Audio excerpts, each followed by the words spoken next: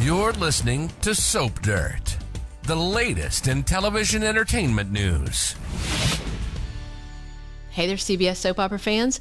This is Soap Dirt on YouTube, and we have got your latest Young and the Restless weekly spoilers in the form of a promo for the week of May 22nd through 26th. This is out early because it already aired in Canada, so we've gotten a look at it.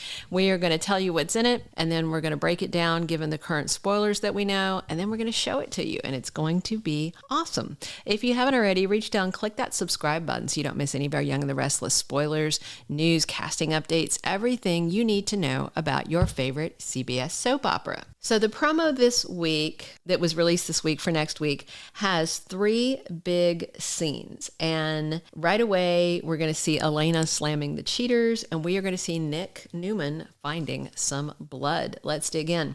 In the first scene, we have Elena Dawson walking in on Victoria and Nate at their office at Newman Enterprises. And Elena has some snark to deliver, and she's definitely entitled. She says, "Would you look at this? The two of you together, and you have your clothes on." Burn.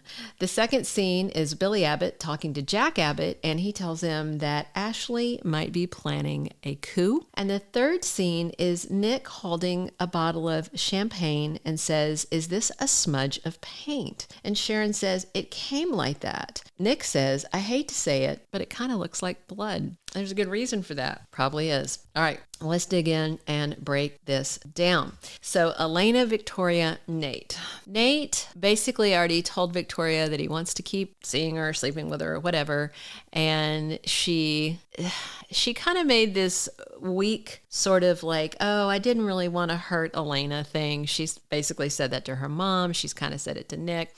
She didn't care. Elena was the last thing on her mind. She knew that Nate was trying hard to be faithful, and she did everything she could to make sure that he wasn't. And then, of course, he wasn't.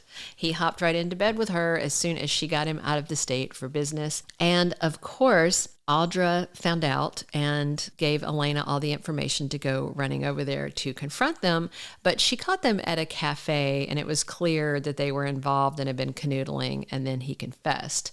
But at least she didn't, walk in on them in flagrante. And she's lucky she didn't, because Audra has heard them outside the door. Nick has heard them.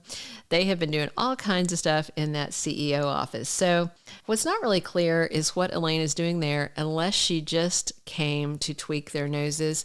I'm wondering if she is going to quit her podcast and go do it somewhere else. Hamilton Winters, she could go over there. She'd probably be on much better terms with her other ex, Devon, who's no fan of Nate. So we'll have to wait and see exactly why she's there, but she gets in some sick burns. And I have to say good for her, because Victoria's been awful. And what's really frustrating about this situation with Victoria is how awful she is all the time, but she kind of keeps getting everything that she wants. She is definitely Victor Newman Jr. So the second scene, Billy telling Jack Ashley might be planning a coup. Remember, Ashley tried to get Billy on her side. She was basically telling him that this stuff with Diane, these accusations against Diane, are going to have backlash on Jabot, and Jack is CEO. It's not a good look because he's standing by her. He's engaged to her, yada, yada, yada. But now, of course, Jack knows that Diane definitely didn't do this and Phyllis is alive. So what I'm wondering is, when Billy tells Jack that Ashley's planning a coup because of these charges against Diane, then Jack it seems like he's probably going to tell Billy, because he knows Billy cared about Phyllis and was upset about her quote unquote death, that it seems like that's an opportune time for Jack to say, well, there's not going to be any charges against Diane because Phyllis cooked this all up and she is alive and well, hiding from the consequences of her actions. Billy Abbott should be the person probably least surprised about Phyllis doing this, because, well, Billy has no room to talk about anyone doing anything because he has done so many bad things over the years. I mean, Billy Boy Abbott is a hot mess. But second of all, he knows up close and personal exactly what a scheming, lying manipulator that Phyllis Summers can be. And of course, she can be a lot of other things. She can be wonderful. She loves playing video games with him and Nick. She's a lot of things, but at her heart, Red's a schemer. So the big question is, what's going to happen with Ashley Abbott? Because she is giddy. She is giddy at the idea that Diane Jenkins is going to go to prison for killing Phyllis Summers. I don't even think Ashley actually cares that Phyllis is dead or not, because she was not a fan of hers. They united for a purpose, but it's not like they were out shopping and getting their nails done together. So it is going to be interesting to see the look on Ashley's face when all the charges against Diane are dropped, the ankle monitor comes off, and Jack probably, marries her at the Abbott mansion. That is going to just drive Ashley up a wall, and I am here for it. And Phyllis is going to be off somewhere stewing because she certainly won't be invited. But Diane and Jack will probably invite Ashley and Tucker McCall just to rub their noses in their happiness. The last scene is the most interesting scene to me with Nick and Sharon, because this kicks off a new plot in this conversation that Nick Newman and Sharon Newman are having. Is everything you need to know about who is coming back from the past that's going to stalk her and pull Nick away from Sally and closer to Sharon to protect her. It's all about that gosh darn champagne bottle. He wants to know if it's a smudge of paint, because there's this red smudge on the label, and Sharon says it came like that, and Nick says it's blood. The reason it's blood it doesn't just look like blood. I believe it is blood. Do you remember the name Cameron Kirsten, played by Linden Ashby, who, by the way, is Susan Walters' real-life husband? Susan Walters, of course, plays Diane Jenkins. Cameron Kirsten was this monster that tormented Sharon, and she thought at one point she had killed him by cracking him in the head with a champagne bottle. And I suspect that it might be that same champagne bottle, and he kept it as some kind of bizarre trophy and maybe had it refilled so he could gift it to her, or he got another of the same vintage and maybe put some of his blood on it. I don't know. But the very fact that she is holding a bottle that is identical to what she thought was the murder weapon. We did a whole video yesterday, I think. Check our Young and the Restless playlist, and there's a video about Sharon Newman's stalker revealed. We had 2 suggestions for who we thought it might be, but only one that we really thought it was. And Cameron Kirsten is who we said that we thought it was, and we are correct.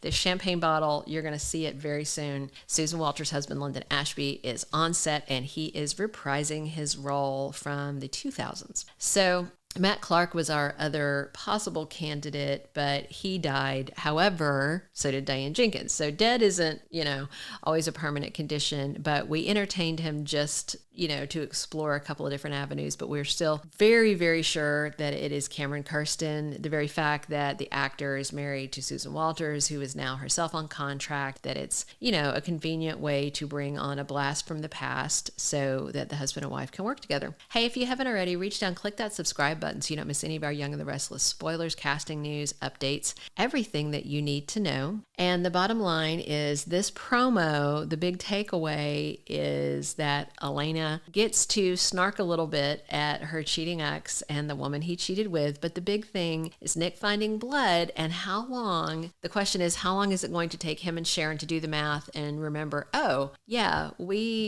she cracked somebody in the head with a champagne bottle. And then, if you don't remember the culmination of the story, she dumped his body in a dumpster. I don't know how she managed to do that because she's so tiny. Left him for dead, but then he came back and kind of pretended like the incident never happened.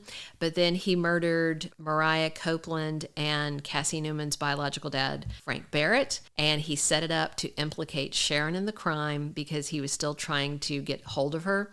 And then he convinced her to leave the country with him to run away from the fate of going to jail as a murderer.